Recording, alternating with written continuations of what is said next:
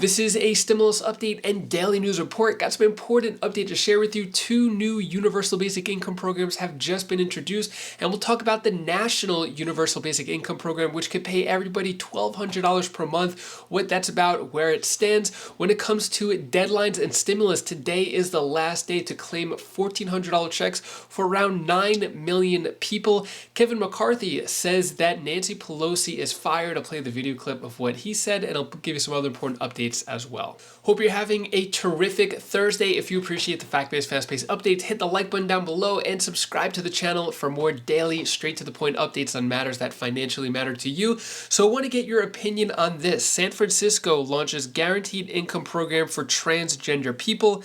The deadline for applications extends through next month. So basically in San Francisco, the way it would work out is transgender residents would get payments up to $1,200 per month for 18 months.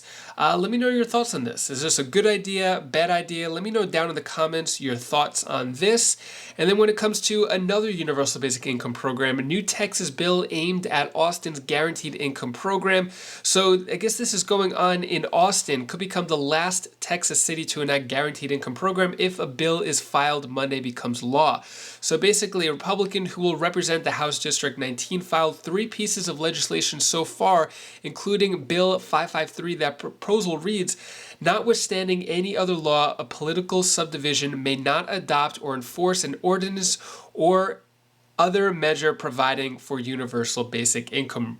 So basically, if this bill passes, there will be no universal basic income in Texas. So far, the program for Austin is paying $1,000 per month for the year, which will give $12,000. So if this bill goes through, looks like no universal basic income program in Texas.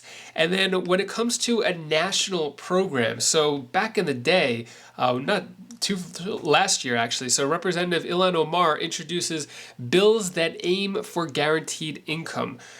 Basically, the way this one worked out, what she said here is poverty is a policy choice. For too long, we have prioritized endless growth while millions are homeless, hungry, or without health care. The pandemic has laid bare these inequalities. We as a nation have the ability to make sure everyone has their basic needs like food, housing, and healthcare met.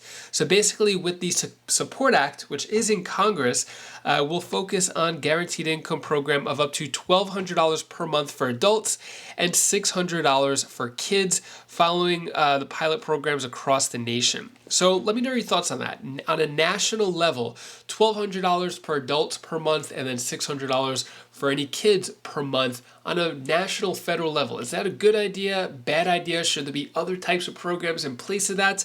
Where it stands right now, it doesn't look like this is going anywhere. It's sponsored by Jamal Brown, Cori Bush, Dwight Evans, Pramila Jayapal, Mary Newman, but it is not getting enough support to go anywhere. We'll see what happens. These are Democrats in the House, and the House is now controlled by Republicans. So this doesn't seem like it is going to happen. Keep it real with you there. So also, deadline looms to use easy filing tools to sign up for missing $1,400 stimulus checks, child tax credit payments. So basically, there's around, what does it say here?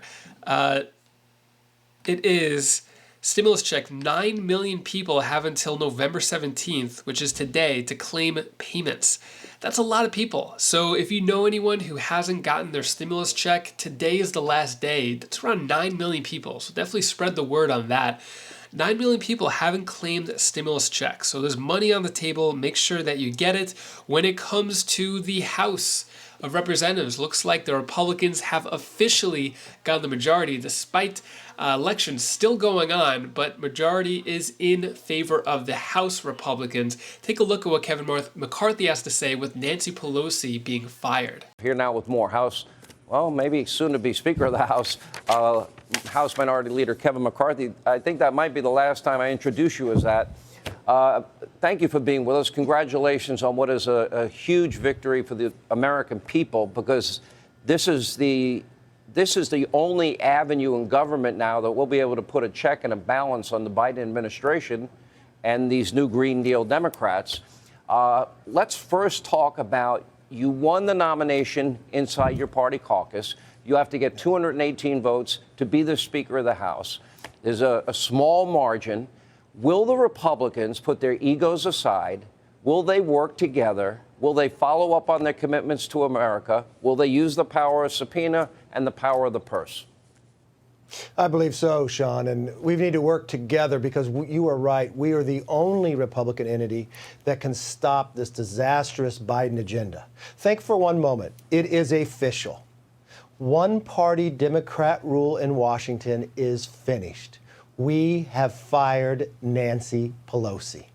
We have worked hard to earn this agenda. You are right that we worked very hard on getting this majority, but we put the commitment to America out there. We told the American public exactly what would we do. And think about it.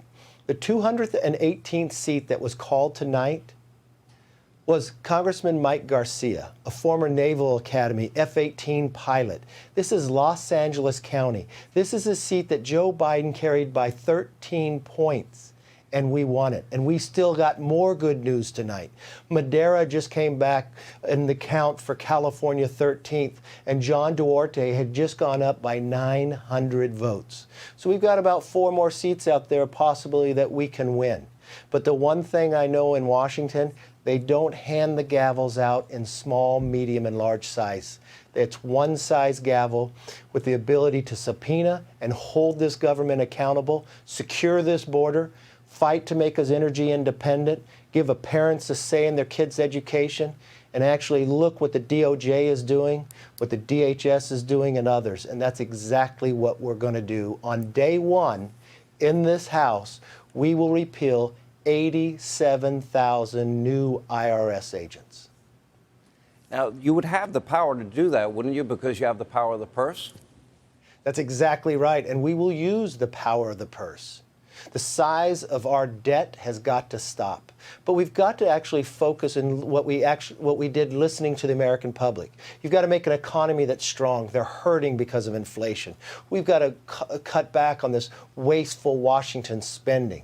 We've got to make ourselves energy independent. And not just energy independent, let's help our allies. Let's make China dependent on our natural gas. Let's secure our border so our children are no longer being killed by fentanyl every single day. Let's make sure we stop defunding the police and start funding them. Let's make sure parents have a Parents' Bill of Rights, a say in their kids' education. Let's make sure government is held accountable. You've got 2 congressmen coming up here shortly. They're going to lead the charge on making sure government is held accountable. Now, I know we have Congressman Comer coming up, and he is on the House Oversight Committee. He says he's ready to subpoena Hunter Biden. Jim Jordan is now going to be looking into whether or not the FBI has been politicized, the DOJ has been weaponized. That's an important investigation. Well, we also have investigations into the NIH, the possible funding through the Eco Alliance of the Wuhan Virology Lab. In other words, did American taxpayers help pay for COVID-19? Will that be part of the investigative? Is that on the investigative list? Yeah, we've already begun. We want to know the origins of where COVID began so we never have that happen again. Who funded it? How did it get there? We want to know what happened in the last 60 days of Afghanistan. Why didn't the president listen to the military, creating 13 new Gold Star families that never should have taken place? We've got a number of ways. Why did the DOJ go after parents and call them terrorists? How can we have a Secretary of Homeland calling that this border is secure when you have more than 2.7 individuals illegally coming across? Or the number of people on the terrorist watch list coming into America? What do they have planned? Who are they talking to? And why are they here? That's just a start. Let me ask you this question, and it has to do, and we saw the power that Nancy Pelosi had with the similar majority in the last same size Congress, majority. and that is she. Yes. Okay. So my question to you is this, and I know everybody has their own agenda, but there are a lot of 80-20 issues, 70-30 issues, 90-10 issues. And look, I don't know what's going to happen within the caucus, but any 4 congressmen can cause an awful lot of trouble if you're the Speaker of the House or in the process of becoming Speaker.